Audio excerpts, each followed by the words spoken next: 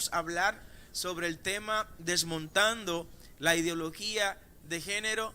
Quisiera iniciar hablando en esta ocasión del texto sagrado, donde el mismo Cristo de manera clara lo dijo en el Evangelio de Mateo capítulo 19, versículo 13 en adelante. Oigan qué cosa.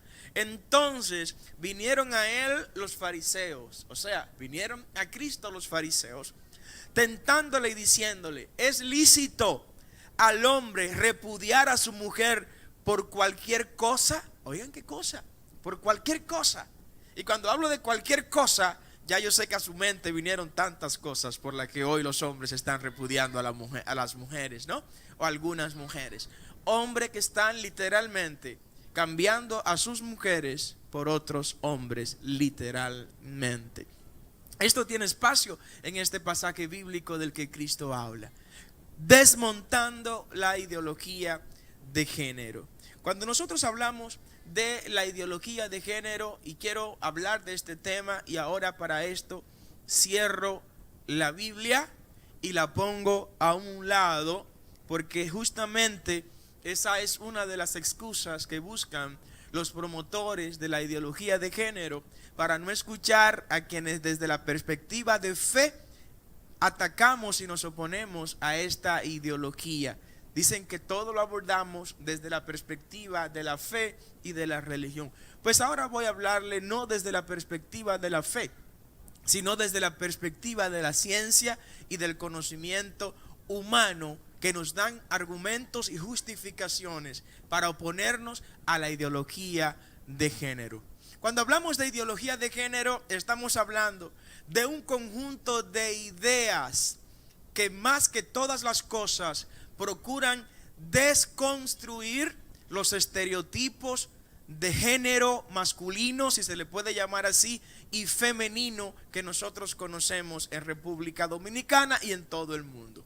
Cuando hablamos de ideología de género, hablamos de un movimiento para el cual la familia representa un gran enemigo, para el cual el concepto masculinidad y feminidad representa también una palabra y una expresión enemiga.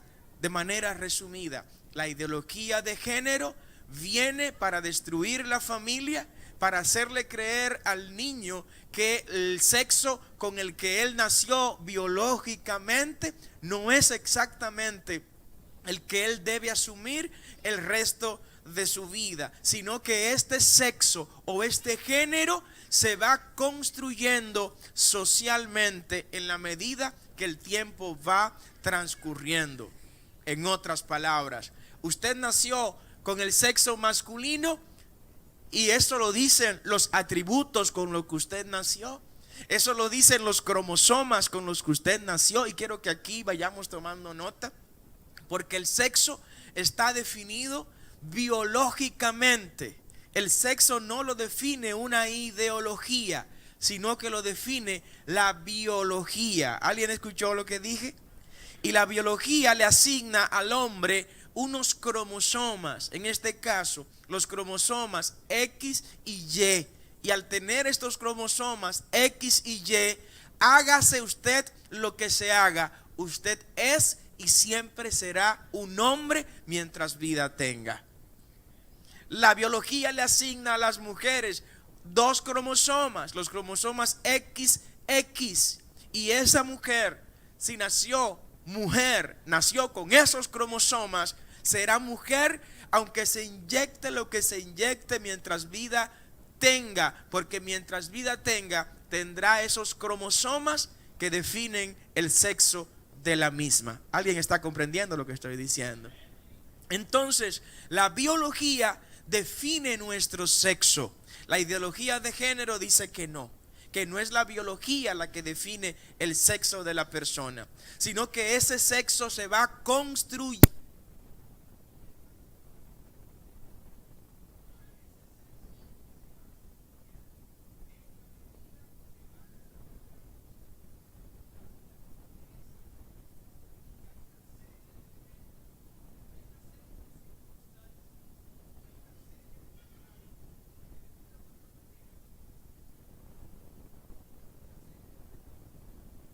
No, está encendido, pero bueno, ya se oye. Dice la ideología de género que este sexo de la persona o la inclinación sexual que la persona tendrá durante su vida no vino definido por sus rasgos biológicos, por la naturaleza misma, sino que una serie de circunstancias que se vayan materializando alrededor de la vida de esa persona irán definiendo cuál orientación sexual, cuál género será el que esa persona va a asumir. Aquí es bueno aclarar algunas cosas. Primero, la gente que desde el principio de los tiempos en lo que la ideología de género comenzó a contextualizarse y comenzó a ser objeto de literatura, de libros, de escritos sobre ellos, fueron personas que nacieron, que vivieron y que se desarrollaron en ambientes familiarmente hostiles, en ambientes donde no tuvieron del todo el ejemplo familiar, pero que su vida práctica, que su testimonio personal también dejó mucho que decir. Y no voy a mencionarlo a todos, ustedes tendrán la oportunidad de investigar sobre todos ellos, porque este movimiento tuvo su fuerza a principio de la década de los 50. Y en la década de los 50, en la que el feminismo positivo, porque hay un feminismo positivo, un feminismo que buscaba verdaderas reivindicaciones de la mujer en la sociedad, y eso había que aplaudirlo. Un feminismo que pedía que la mujer tenga derecho al voto, que la mujer tenga derecho a estudiar la carrera profesional que quisiera estudiar. ¿Quiénes están de acuerdo con eso? Yo estoy de acuerdo con eso. Es más, Jesús en un momento determinado fue probablemente estigmatizado como un rabino con orientación feminista, porque fue el primer rabino que le dio acceso a las mujeres a ser parte de una escuela rabínica. Jesús tenía discípulos que eran mujeres. ¿Cuántos sabían eso? Y estaban ahí, contrario a la tradición de los demás rabinos, que no permitían que en sus escuelas rabínicas se sentaran mujeres a escuchar las cátedras del maestro, del rabino. Jesús dijo: no, señor, aquí va a estar María Magdalena, aquí van a estar las otras María, aquí va a estar Juana, aquí van a estar todas las que vengan a servirme y que quieran ser mis discípulos. Pablo se fue más lejos y Pablo se atrevió a decir: miren, ya no hay hombre ni mujer. ¿Qué quería decir con esto Pablo? Que para Dios, para Cristo, el hombre y la mujer tenían el mismo acceso a la presencia de Dios. ¿Alguien puede darle un aplauso al Señor? Amén. Siento un sonido aquí, Juan José, mis hijos, ayúdenme con el audio, por favor. Siento un sonido que no me permite escucharme del todo. Le iba a hablar y le voy a hablar solo de un solo caso de estas personas que promovieron el feminismo radical o el feminismo de género o la ideología de género, que es distinto a ese feminismo del que le hablé, que buscaba verdaderas reivindicaciones para la mujer. Se trata de Simone de Beauvoir. Simone de Beauvoir, una mujer conocida en su tiempo en París, en Francia, estamos hablando de mediados del siglo pasado, escribió un libro famosísimo, conocido como El Segundo Sexo. Y este segundo sexo ha sido como una Biblia para las feministas de género o para la ideología de género. Y en este libro, esta mujer contempló cosas que hoy las siguen repitiendo los promotores de la ideología de género. Cosas como cuáles. Cosas como que el niño que está en el vientre de una madre es un parásito que succiona a la mujer, que se traga a la mujer. En este libro, El Segundo Sexo, Simone de Beauvoir se atrevió a decir que el hombre era un opresor para las mujeres. Oiga bien, porque esa es otra característica de la ideología de género. La ideología de género coloca al hombre como enemigo de la mujer. ¿Alguien entiende lo que digo?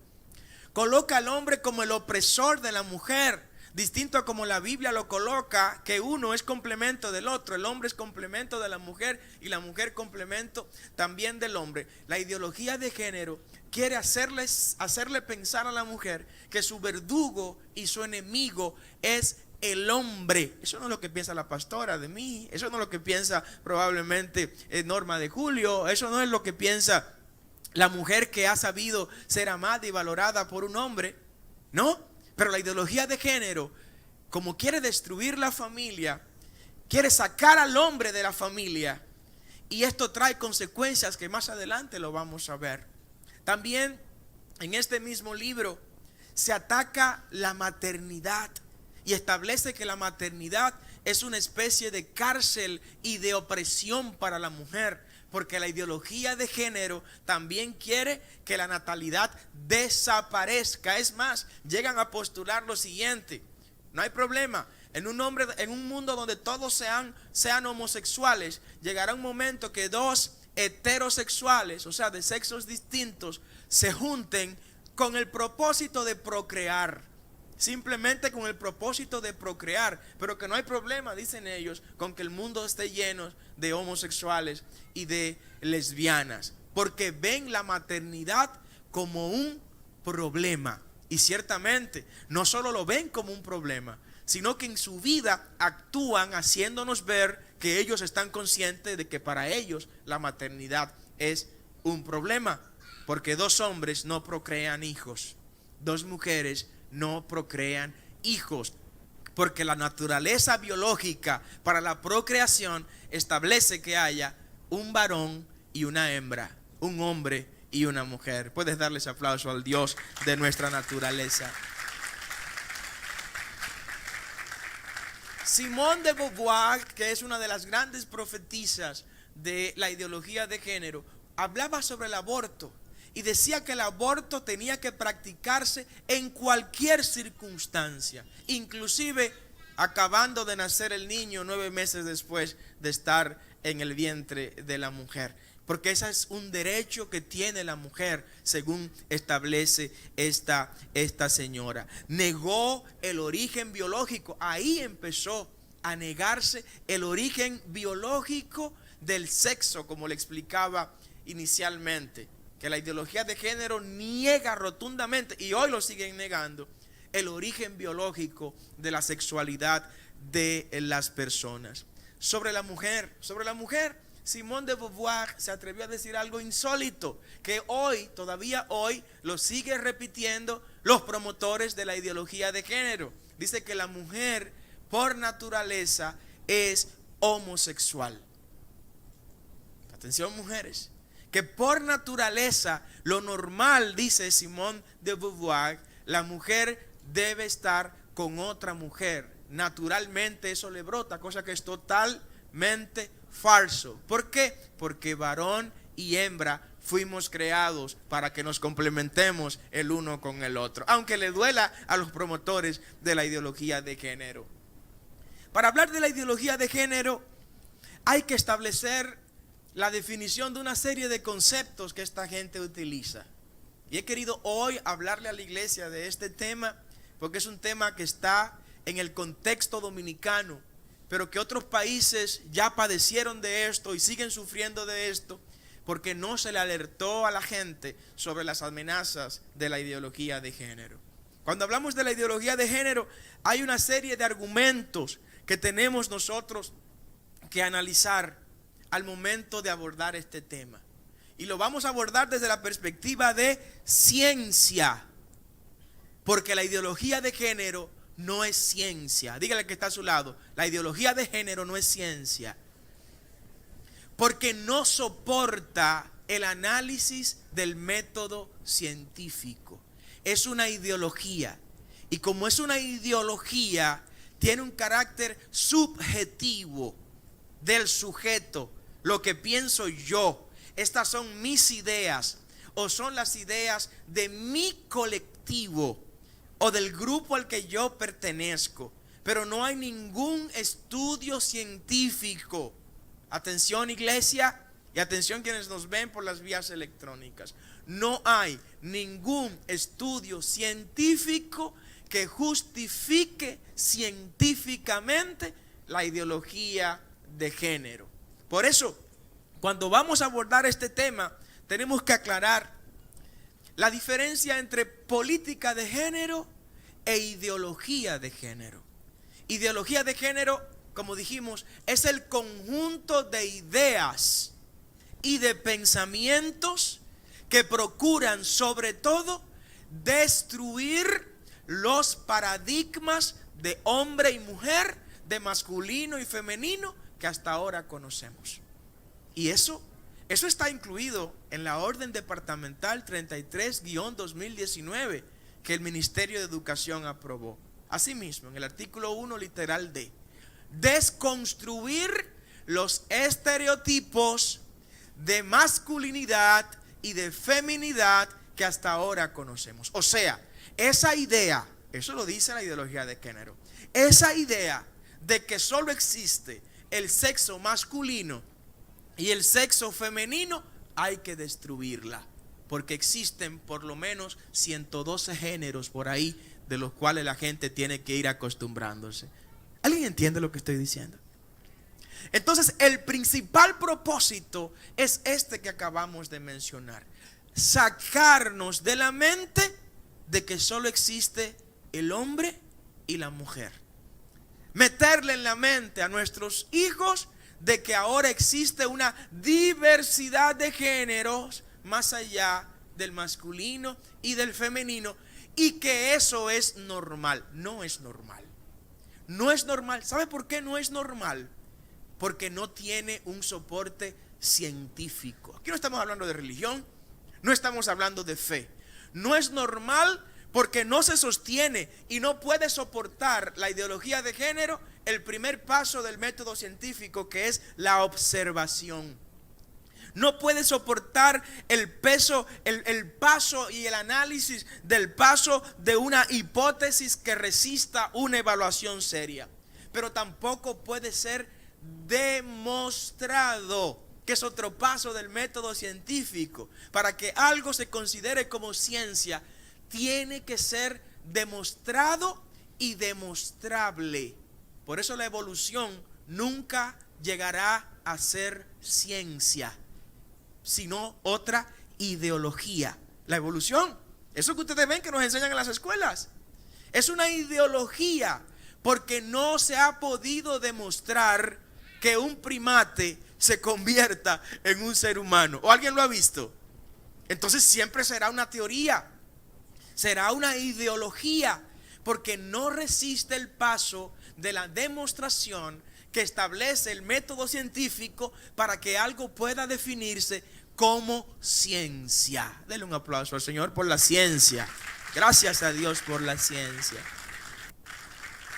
Entonces, no se puede presentar tampoco una tesis científica sobre la ideología de género, porque no es ciencia. Y sobre lo que no es ciencia, no se puede estructurar una tesis científica.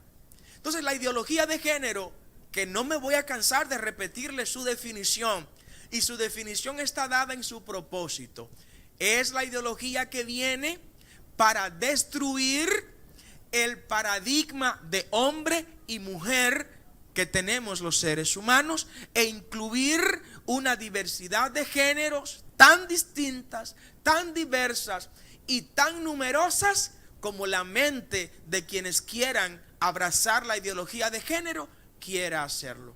Por eso entre los géneros nos movemos entre homosexuales, lesbianas, bisexuales, transexuales, transespecies.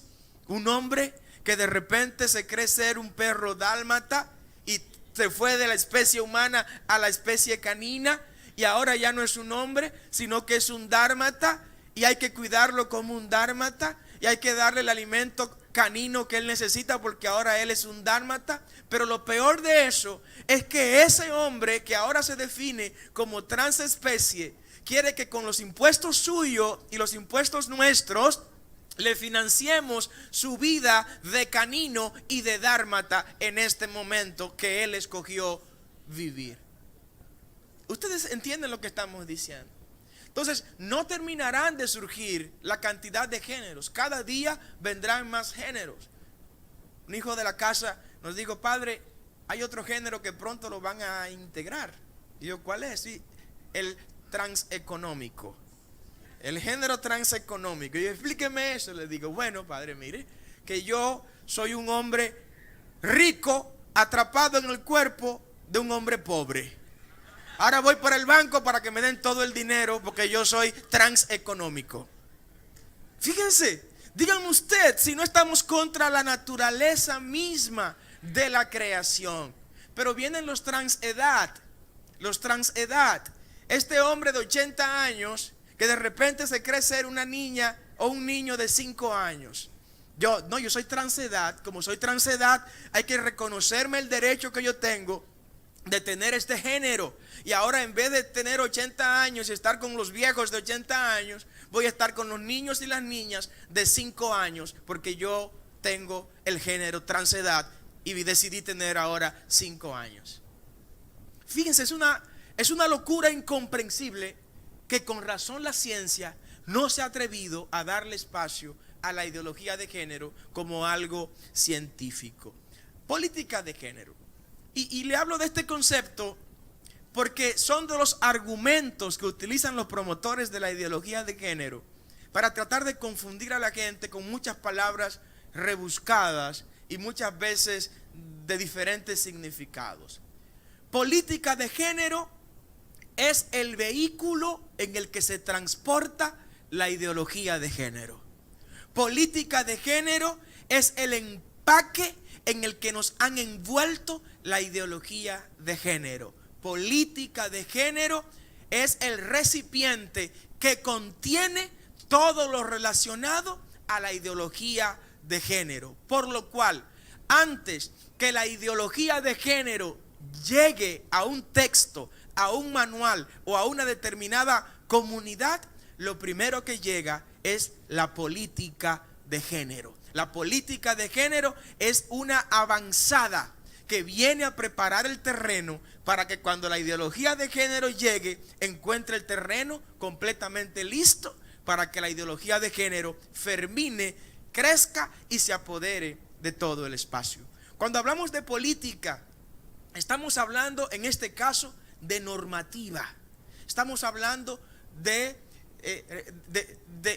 lo que respecta al texto que define un determinado concepto. Por ejemplo, si vamos a hablar de la política de la empresa, estamos hablando de las normas que rigen a esa empresa.